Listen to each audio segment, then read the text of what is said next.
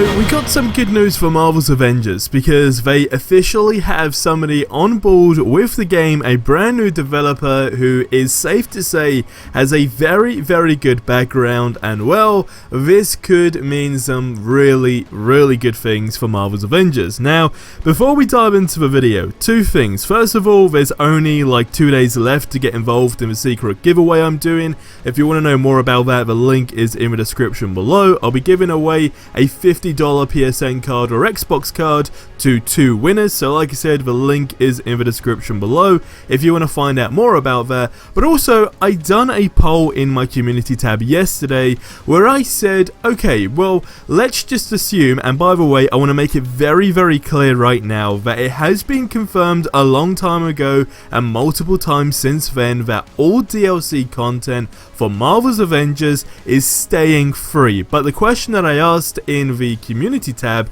and I done a voting system for, was, okay, well, would you actually pay for a Black Panther DLC? Let's just imagine that the Black Panther DLC is not going to be free, although it is, and that's not changing by the way, but let's just imagine that it wasn't going to be free and it was going to be a paid DLC. Would you actually pay for that? Now, it's crazy because the numbers only showed that a few people actually would, and majority of the people said no. Now, I want you to get in the comment section below and let me know yes or let me know no, but let me know why you decide whatever answer. Now, the reason I asked that is because I guess it's a situation where it's like, even though a lot of people still dislike the game and everything still kind of feels up in the air to some extent, it's a situation where it's still only the Marvel game in the sense of like current gen consoles, right? And especially with a Black Panther DLC, if it was like 20 or 25 bucks, would we actually purchase it? Now, myself, I'd actually say yes, and I know a lot of people found that crazy, but it's just a random like curiosity sector, I guess you could say, or question. So let me know in the comments below because I've had this conversation with tons of people. But let's dive into the news. Don't forget to drop a like as always and subscribe for more awesome content. And we have somebody new on the Marvel's Avengers team. So this is where things get very interesting. Now, we know that Sean, who was one of the lead developers, has officially left Marvel's Avengers. Since that happened, a lot of people were saying, you know, the game's going downhill, etc, and well, I guess it's just one of those things, right? It wasn't because the game's doing bad, it's because he simply was just called for another project and the team technically no longer require him.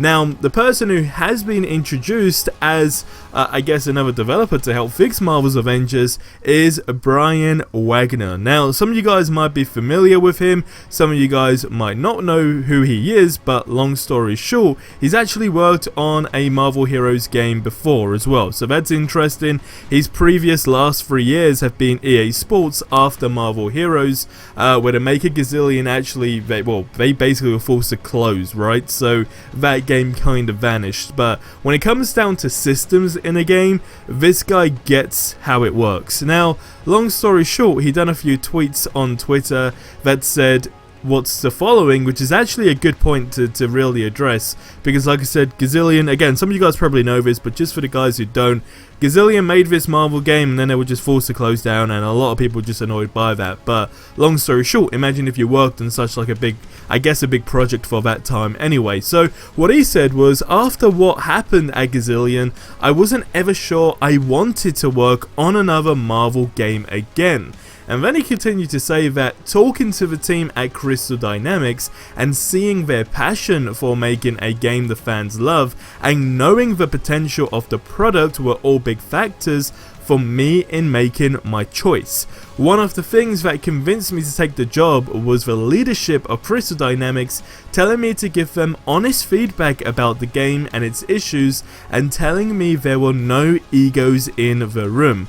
I did, and they were very receptive to my suggestions, and that's basically where it begins. Now, I think transparency is a huge thing, and I think it's great to know that, look, we all know, I mean, a lot of people will say, for example, I solely talk of the goodness of this game. Like, I would never really talk about anything bad about this game, but like, I would say it, and I've said it hundreds of times before, there are so many wrong things with this game, and overall, what that has equal to is a great game with a lot of potential basically go down the drain. Now, the reason why it's, I guess, revivable on so many different occasions is because, well, it's a Marvel game, it's got Marvel heroes, we've got a Black Panther DLC coming up, hence why I asked the question at the start of the video. It's like, no matter how much you may say you dislike this game, or you don't want to play this game, you don't want to buy the game, or the game is just no longer relevant, I can tell you for a fact, like, when you see the Black Panther DLC, as long as you're a Marvel fan and you want a Marvel game,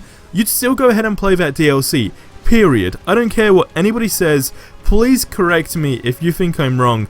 And I mean, I would like to see somebody tell me that they will not play that DLC and stick to that, because it's just something that wouldn't happen. As far as you're a Marvel fan, it's always going to spark curiosity, and especially considering it's a free DLC, you're still going to want to go ahead and give it a shot, so it's a no-brainer in that sense. Now, like I said, that's just one of the many sort of things that are going on behind the scenes, but really when it comes down to the key fundamentals of this game, one thing that really lets it down is the fact that it's essentially a looter, right? And when it comes down to the looters and the live service games specifically as well, like, those games are actually hard to pull off. And when you look at the data that's out there for multiple different games, I guess live service games to an extent do not have a good history, so it really was them stepping into a field that's not already, I guess, popular. Like, sure, there's certain demands for it, and sure, there is so much opportunity if done right. It's just the fact that over the last however many years, nobody has really been able to pull that full-on, I guess, experience out. And I know that might be a really crazy statement to make, but that's how I feel, because when we first found out that we're getting a Marvel's Avengers game, and then we found out it was a live service game, naturally that just demotivated a lot of people, and their expectations were mega high and then kind of dropped, because it's like, well, how is this actually going to work? But look, where we are right now, it's safe to say people still have fun with it. There are definitely loads of opportunities in the game. It's just about how everything gets executed, and I think if there's not a strategy in place that actually makes sense, and there's not a game plan that makes sense as well, and dates that can be stuck to, because don't forget, you got to build trust within your community, and right now, again, this might be a very broad statement to make, but it feels like our community, in the sense of the Marvel Avengers community, can get very, very toxic at times. So it's like when you look at all these factors and you look at the game, it's like, oh, well, this isn't actually good at all. So it's really about flipping the coin and being able to deliver a great game, which can literally be done within the next couple of months or next year, or even later, because it is a Marvel game. Now, point still stands. It's about progression. It's not, I guess, a sprint, it's a marathon. Do I want it to be that? Heck no, but I guess it is what it is.